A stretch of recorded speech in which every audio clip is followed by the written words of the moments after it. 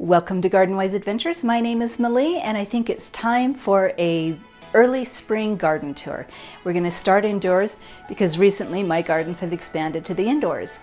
So I'm going to show you very quickly what's going on inside. Then we're going to go outside and show you what I've been doing. So here we are in my indoor gardens.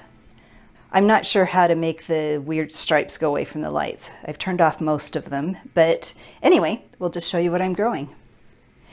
We've been harvesting off our tomatoes in the hydroponics unit. That's been a lot of fun.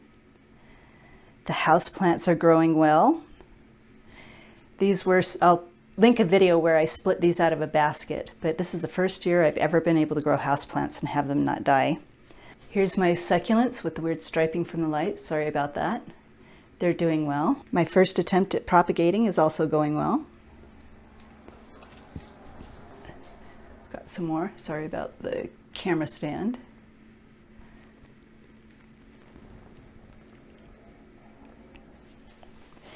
These down here are moringa that I've grown from seed. This one right here is about ready to move over to a different pot. And I think I'll put these in pots outdoors. They're not hardy enough to grow here outdoors year round, but you can grow them in pots indoors too. So I think I'll just put them in a larger pot and put those outdoors for the summer. Right here we have my monstrous Aloe Vera. It is doing really well. It's starting to push the pot out and it might be time to repot that.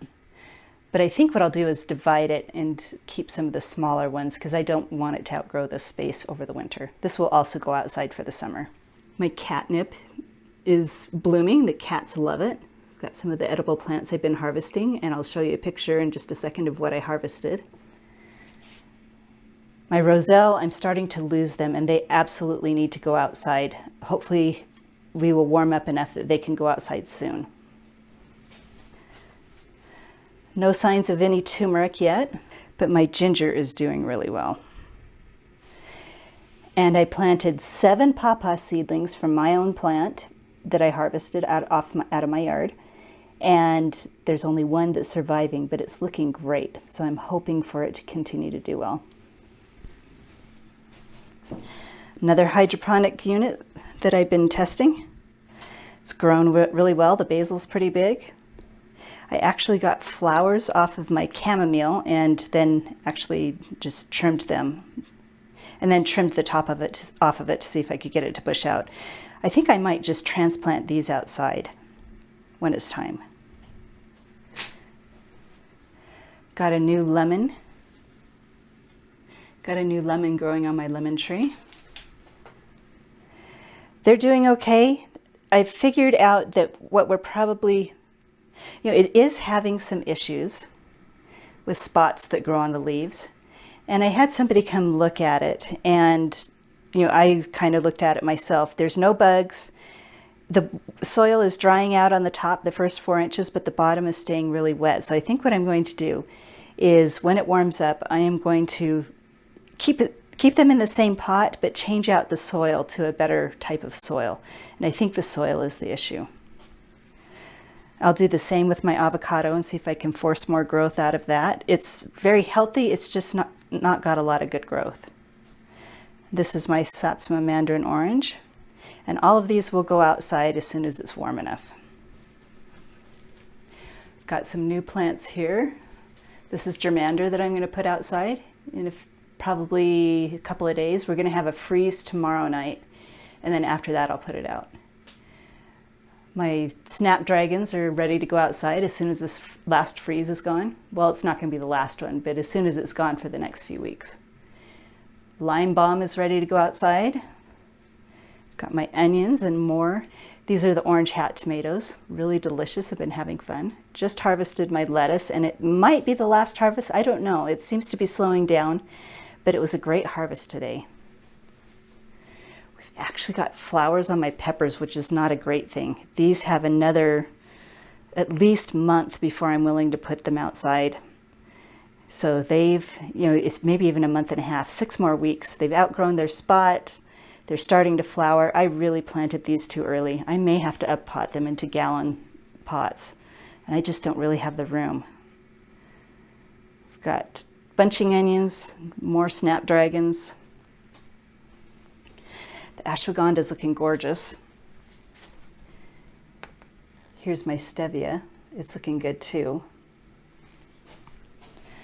Tomato experiment. I will post a video on that up at the top, and they've done really well. I just had a nice big harvest, and I'll post right now. Right now I'll post the picture of my harvest of all my greens. So it was lettuce, chard, kale, tomatoes, dill, did I say lettuce? Yeah, and then chichimisai.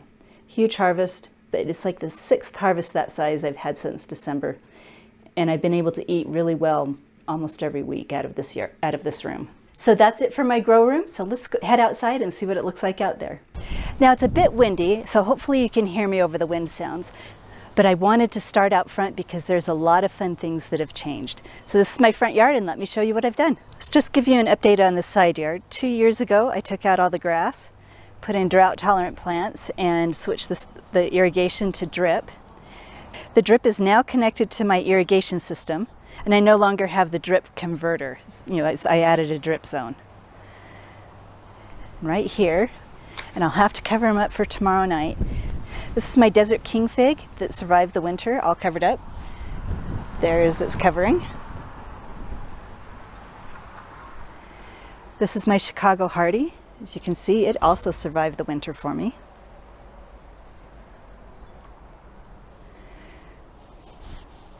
Got my black tower elderberry. It's budding out already.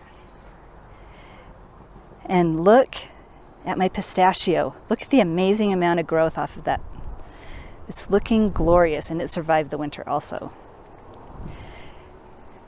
As did my chase tree, and it's really expanded in size. I'm really excited to see it bloom this year. And I also love all the daffodils that are coming up. Now the biggest change has been my front yard. I let all the grass die last year, changed out all the sprinkler zones to drip, and just recently had my chat paths installed. I really like them. I was worried at first that I wouldn't like them, but I really actually like them.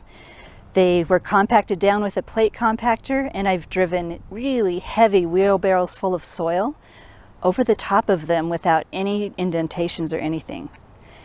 And then, maybe I'll try and find a picture that I can post up here what the yard looked like previously.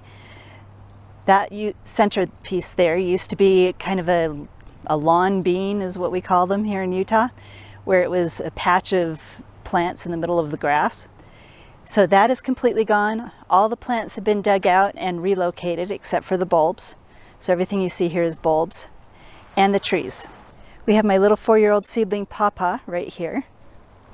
It survived the winter, and hopefully it does better now. It really has been slow to take off. It's 4 years old and it is still alive, so I'm having high hopes for it. This is my Pawpaw that was planted in 2009. It's got baby buds on it. As you can see, it's getting ready to bloom. I'm really excited about it. I've got my medlar with the fruit left over from last year that I couldn't reach. And tomorrow, I'm saying goodbye to this Alberta spruce. Somebody's going to come and tear that out for me.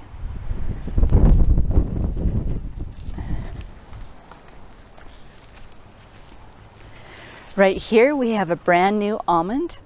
This one's a Jefferson almond, and we have the pollinator way over there, and that's a Nikita's Pride, I think is what it's called, Nikita's Pride almond.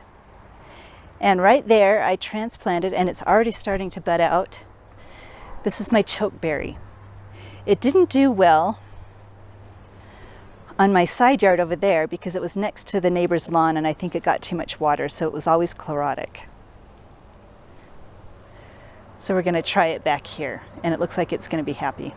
We redid my front raised planter bed, transplanted my catmint, and divided it up.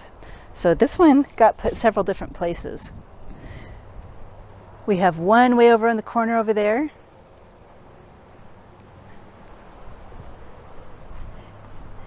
we have another one here with some of my variegated iris that I'm hoping will survive.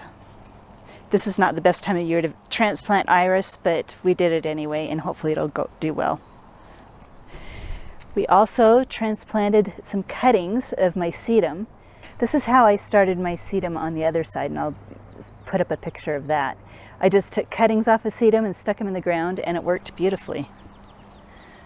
So I have a few areas there where hopefully I'll grow some sedum.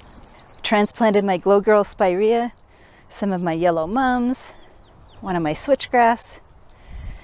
This one right here is the first one that I transplanted out, and it's starting to bud out.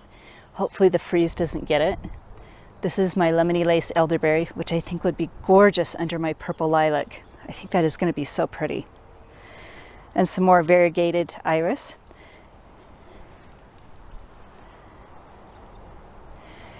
Transplanted some of my lavender around the yard.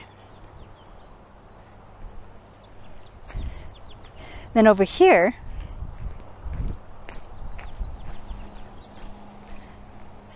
I mean, it looks fine right now. I really hope it survives, but this is my little tiny Picea abies Push.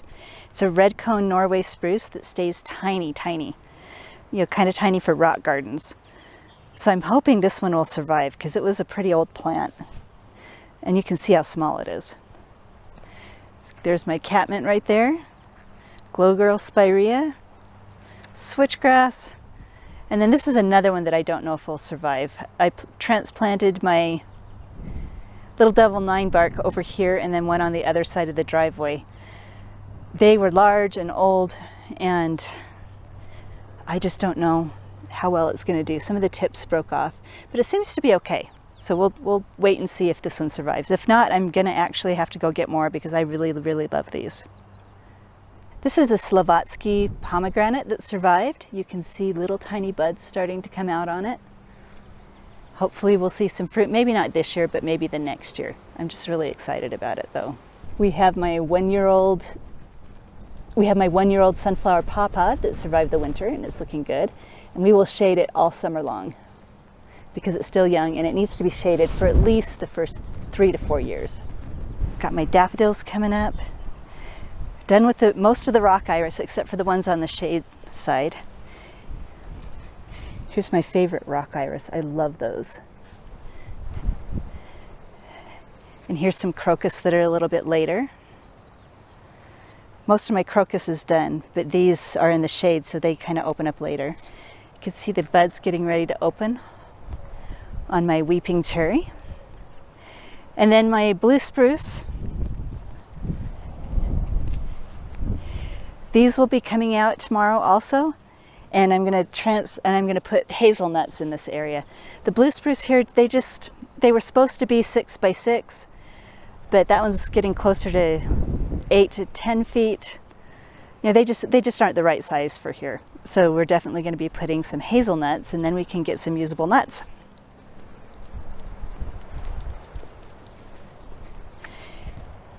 Here's some more rock iris and crocus.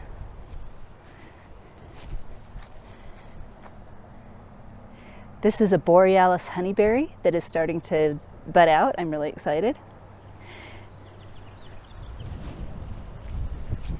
And then right here, I'm waiting for my Juliet cherry. This is where contractors came and dug out my Juliet cherry that I planted last year. So I ordered another one. The contractors actually paid for it.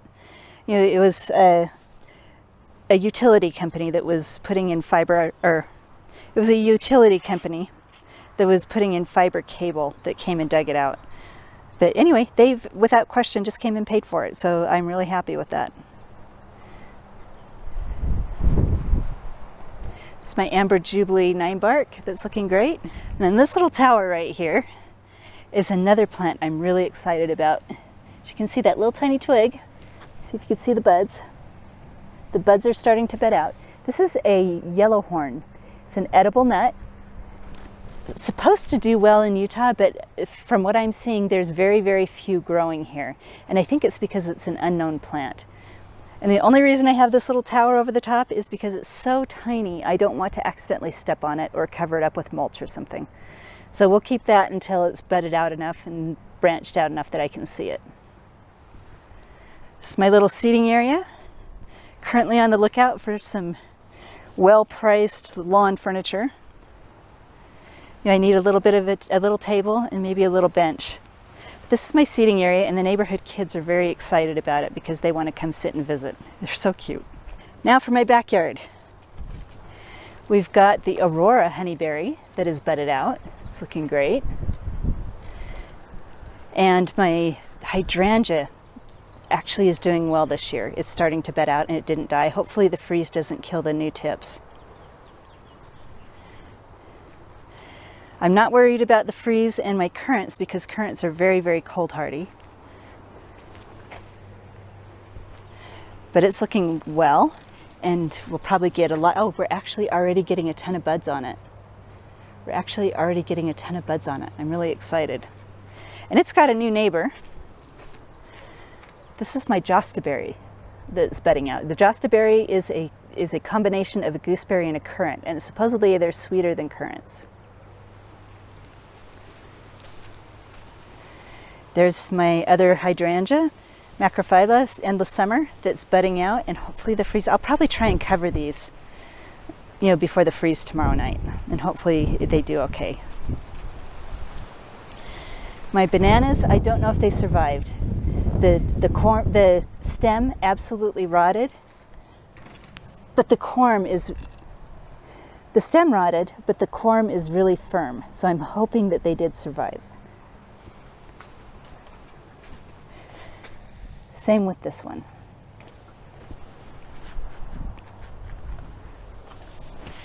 This is a view of my food forest area. And everything survived the winter. And we put in a couple of new things already. Let me show you what we put in. This is my blue banana right here, blue banana honeyberry. It did survive the winter. It's starting to bud out. These are two pluots. I'll link a video up on top where I show you how I plant these and why they're cut so short. It's called the Grow a Little Fruit Tree or Dave Wilson Backyard Orcharding Method. So hopefully those do well. And this one was my Shinko Asian pear. And I'm a little concerned that I was overzealous on the cutting back. The first year, cutting it back this far would not have been a problem, but this is its second year. And I may have made a mistake. We'll see. I just really would like it to start branching out lower. So we're going to see how that does. If it doesn't survive, then I've learned a lesson and we'll just plant another one. This is a brand new Parfianca pomegranate. It's a soft-seeded pomegranate. So it's brand new this year and starting to bud out, and it's looking great. My unknown fig, it was supposed to be an improved Celeste, but somebody told me that the leaves are not the same leaves as a Celeste. So hopefully this year we'll get some fruit. It did survive the winter, and then maybe we can tell more what it is.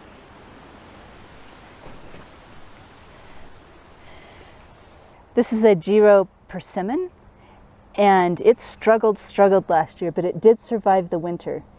And it's got some buds on it, so I'm having hope for this one. But my Nikita's Gift persimmon did beautifully. I've already pruned it back for the year. We've got buds swelling, ready to open up, so it did really well. The only covering I did is I put bags of leaves around the base so that the roots would be protected. Down here is a little tiny Chicago Hardy that struggled last year, but it survived the winter. So we'll see how it does this year. This is a Violette de Bordeaux that survived the winter, and it's another fig, so it's doing well.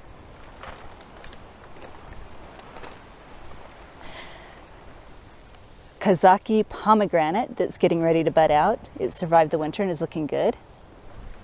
And then two new apples. These are Columnar Apples. The big one on this side over here, this big one right there, that is a North Pole. And then this one's a Scarlet Sentinel. Now we're not going to use the Grow a Little Fruit Tree method on these, other than we planted them in the same hole and angled them out slightly. These I'm going to let grow into, however tall they would like to get, and they also stay quite narrow, so they'll be fine there. I'm going to put sweet potatoes in here. And here's my apples and pear, and it is the end of March. They're getting ready to bud out, And I still have not done pruning. So that's my other job today, is to very quickly get as much pruning as I can done. But they were pruned extremely heavily last year, and it was too much for them, so they've sent up a ton of water sprouts. So I think I'm going to thin out maybe half, maybe a little bit less than half of the water sprouts, and then do summer pruning on them this year to kind of control the growth. I really don't like when they sprout out like this. It's a bit much for me. So anyway, we're going to prune these a little bit and then do more summer pruning, and I'll film that when I do it. This is what survived in this hoop house over the winter, and it's all still good. We are starting to have some of the kale go to seed, which is okay. I think I'm going to let them go to seed and save the seeds. Cabbages are starting to head up, but they're also looking a kind of a little odd. I think they're suffering from some cold damage.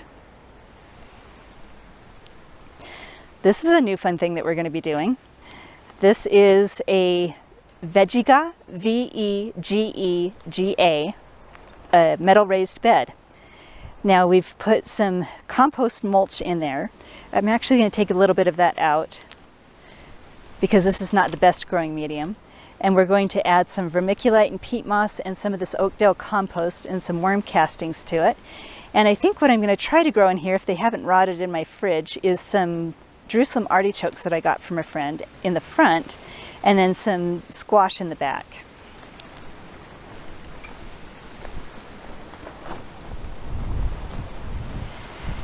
This is my other raised bed. This is basically all that survived the winter. My dinosaur kale is going to seed. We'll just let it go to seed. The Russian red kale is doing really well. And these cabbages have suffered from a lot more cold damage than the other ones.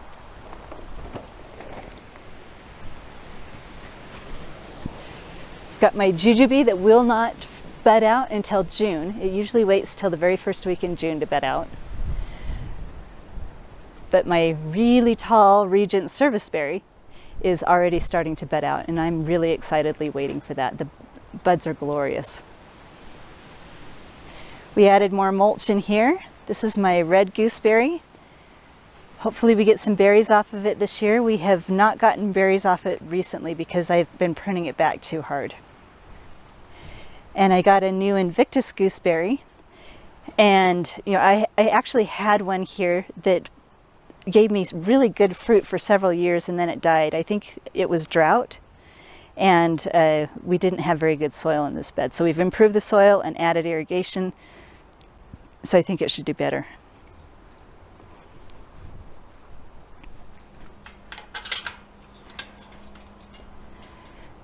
Over here, I just brought my bricks over here to see how they would work and see if I had enough to make an area where I could grow squash on this side. And I'm not happy with that. What I think maybe I'll do is maybe do a single layer, remove the weed mat from the inside, and make just a bigger area and plant squash over here in that. This area is supposed to be just gravel. This is a dog run, but all my dogs, they died at age 15 a couple of years ago, and I haven't gotten any more dogs. And if I do get more dogs, they'll be small and probably not live outside as much. So I think maybe I will make this another garden bed area. This is the south side of my house. Right here is where my passion fruit are. I'm going to have to make sure to keep water on this area because it's protected from all the storms, so it doesn't get the rainwater. And hopefully the passion vine will come back this year. We're also removing my poor dead forest pansy redbud that died last year from the drought. That's going to be removed tomorrow.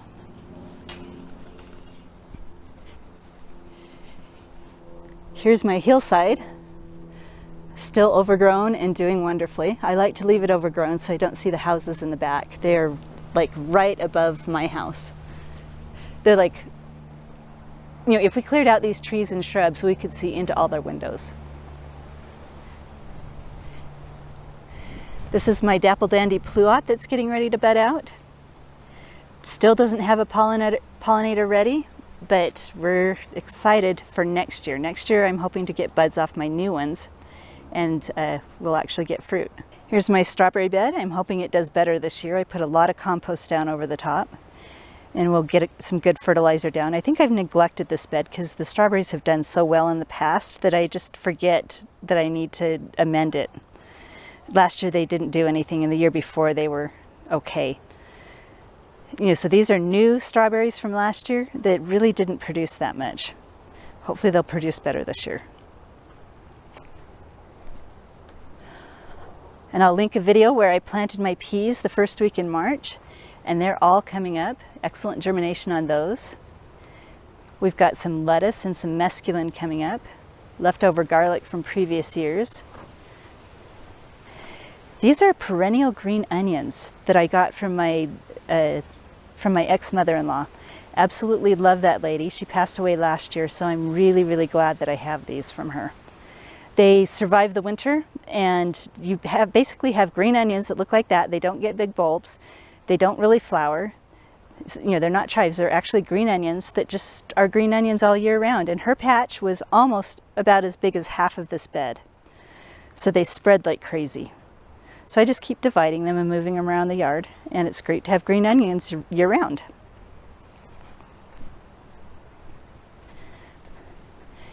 These are the spring veggies that I planted early. We've got some kohlrabi and some chijimisai, some spinach and chard, and they suffered from some cold damage because it got down into the 20s and I forgot to close the hoop houses. So they're suffering a little bit.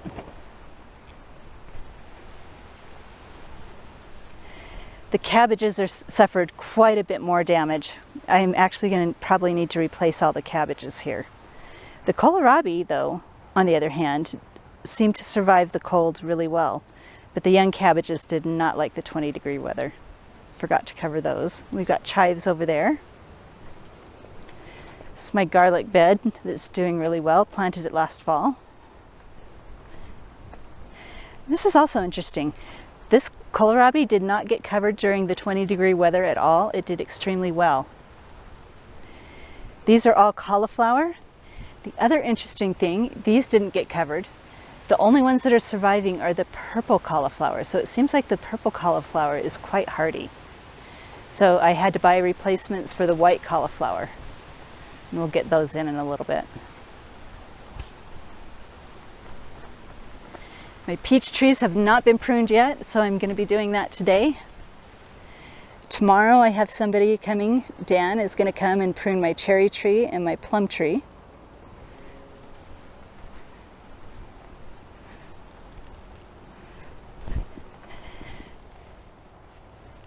And this right here is my little pistachio on the hill. You can see the difference in growth. It's still surviving the winter. It's still surviving, a lot slower growth. It gets far less water than the one in front, and this soil up here is basically rock. So this is the seedling. This seedling, well, I'll actually post a video of where the seedling comes from. But it's a hardy pistachio that's growing near the USU campus that somebody got me a seedling for. You know, somebody planted the seeds from that tree and gave me these two seedlings so that we can test them out and see how well they do. And they are doing really well.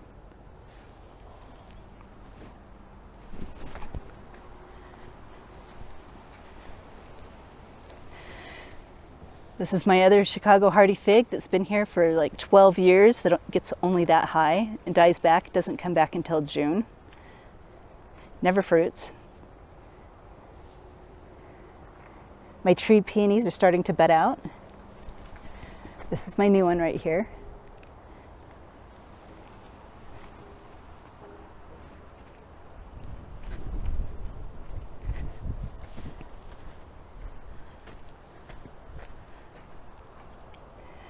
And this is just the view from the top of my hill. So I've got all my garden beds, my food forest. Call this my hidden forest. If you look right there, my viburnum is in bloom. It's just hidden back there just so I can have kind of a nice, cute little surprise in the spring. Now, I hope you enjoyed this tour of my yard and what's going on. There's going to be a lot more changes happening, and I'll take you along with the ride. So I hope you enjoyed this video. If you did enjoy this video, please like and subscribe, and go have a wonderful garden adventure.